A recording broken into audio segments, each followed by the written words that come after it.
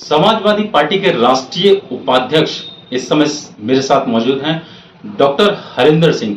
Samajwadi party बाबा वाहनी से राष्ट्रीय उपाध्यक्ष उनको बनाया गया है, मेरठ से हैं। बड़ी अहम जिम्मेदारी उनको इस बार दी जाने वाली है। उपचुनाव पास में है, किन रणनीतियों को लेकर वो आगे बढ़ने वाले हैं, सबसे पहले मैं उनसे पूछना चाहूंगा। डॉक्टर साहब, आपका स्वागत है। डॉक्टर साहब, जिस तरीके से उपचुनाव आने वाले हैं, किस तरीके से आप लोग की परफॉर्मेंस रहेगी, क्या करने वाले हैं आगे आप? देखिए, मुझे अभी जो है समाजवादी पार्टी बाबा साहब डॉक्टर अम्बेडकर वाहिनी का राष्ट्रीय उपाध्यक्ष बनाया गया है जी। उससे पहले मुझे मेरठ में जो दक्षिण विधानसभा जो है उसका प्रभारी माननीय राष्ट्रीय अध्यक्ष जी ने मुझे बना के भेजा है। तो आपने 2024 का लोकसभा चुनाव भी देखा होगा, बीजेपी बड़े ही से शिकस्त पाई है। तो बीजेपी इस बात को पचा नहीं पा रही। 37 समाजवादी पार्टी और कांग्रेस 6 पर जो है कुल मिलाकर के 43 का आंकड़ा है। 80 में से 43 गठबंधन जीता है। लोगों का रुझान भी जो है गठबंधन के पक्ष में है और माननीय राष्ट्रीय अध्यक्ष जो समाजवादी पार्टी के, उनके प्रति जनता में जो आस्था और श्रद्धा बढ़ी है, क्योंकि जनता भी चाहती है कि अब असली ट्रू जो डेवलपमेंट है, जो असली विकास है, उसका रास्ता समाजवादी पार्टी ही दिखा सकती है और वो कर सकती है। तो इसलिए जनता जो है बदलाव चाहती है, देश और प्रदेश में जनता बदलाव चाहती है। उसी की परिणति है कि समाजवादी पार्टी को 2024 में 37 सीट्स जनता ने जिताकर भेजा है। अच्छा डॉक्टर साहब, जिस तरीके से अभी जो दलित समाज ने जो है विरोध प्रदर्शन करा था, लेकिन समाजवादी पार्टी कहीं ना कहीं खेमे में बढ़ती दिखाई दी। बीएसपी ने एकजुट होकर वहां जो है अपनी परफॉर्मेंस दिखाई है और समाजवादी पार्टी खेमे में बढ़ती दिखाई है। इसका कारण क्या माना जा रहा है? नहीं, कोई खेमा नहीं है। ऐसे कुछ लोग पहले पहुंच जाते हैं, कुछ लोग बाद में पहुंच जाते हैं। लेकिन समाजवादी पार्टी के राष्ट्रीय अध्यक्ष श्री अखिलेश यादव जी ने स्पष्ट कर दिया कि हम संविधान में किसी भी तरह का कोई छेड़छाड़ नहीं चाहते हैं। उन्होंने स्पष्ट अपने ट्विटर हैंडल से भी, अपने जो है वक्तव्य में भी कह दिया कि संविधान जैसा है वैसा ही लागू हो, हम उसमें किसी भी प्रकार का कोई छेड़छाड़ समाजवादी पार्टी नहीं चाहती। अच्छा, लगातार आप जो है आर्टिकल भी लिखते आए हैं, आपका खुद का एक अखबार है जहां आर्टिकल लिखते हैं, तो किस तरह का आर्टिकल आप लोग लिखते हैं ज्यादातर? देखिए, हम जो जनता का जो अपना जो उनके मुद्दे हैं और जो राष्ट्रीय स्तर पर जो है जहां बीजेपी जो है काम नहीं कर रही, दिखाती राष्ट्रवाद का चोला पहन करके और वो जनता को भ्रमित करती है, हम उसी का खुलासा जो अपने आर्टिकल्स में करते हैं। मैं साइलेंट ह्यूमन न्यूज़ जो है वो मेरा वीकली निकलता है, उसका पेज नंबर 4 पर मेरे आर्टिकल्स निकलते हैं।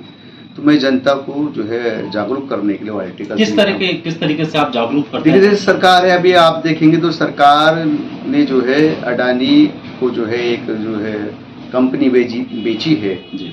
तो जो कंपनी बेची है उसमें सरकार ने 96% का जो छूट दी है। भारत में या भारत के बाहर भी अगर किसी देश में जाएंगे 96% की छूट किसी भी चीज़ पे नहीं मिलती है। ये पहली बार ऐसा है कि अडानी को 96% छूट पर एक कंपनी बेच दी गई है। मतलब अडानी ने जो है उसको जो है 4% की कीमत पर ही हासिल कर लिया और कायदे और नियम अडानी के लिए भारत सरकार ने बदल दिए। तो ऐसी चीज़ों को हम उस आर्टिकल्स में लाते हैं ताकि लोग उसको पढ़ें और पढ़ करके देखें कि वर्तमान की सरकार देश और जनता के हित में काम नहीं कर रही है। हमारा मेन मकसद यही है। तो यानी इस तरीके से आप जागरूक करते हैं कि थोड़ा सा, अच्छा, जिस तरीके से बेरोजगारी और महंगाई का मुद्दा आप देख रहे हैं लगातार, तो क्या लगता है आगे ये सब चीजें कम हो पाएंगी? देखिए, अगर इस वर्तमान सरकार की अर्थनीति की बात करें तो जब से ये सरकार आई है तब से बेरोजगारी दर अगर आप गांव में जाकर के देखें तो 9 के ऊपर चली गई है और अगर शहर में देकर के तो 8 के ऊपर चली गई है। ऐसा आपने देखने को मिला होगा। पिछले 45 सालों का रिकॉर्ड इस बेरोजगारी ने तोड़ा है। इसका मतलब अगर बेरोजगारी भारत में बढ़ रही है तो आप मान लीजिए कहीं ना कहीं सरकार की अर्थनीति में फॉल्ट है। सरकार की नीति और नीयत जो है वो केंद्रित हो गई है इस देश के 2 ही जो है बड़े उद्योगपतियों के लिए। तो सरकार का जो है अर्थनीति इस देश के पूंजीपतियों के हिसाब से बनेगी, इसलिए जनता की जेब में पैसा नहीं है।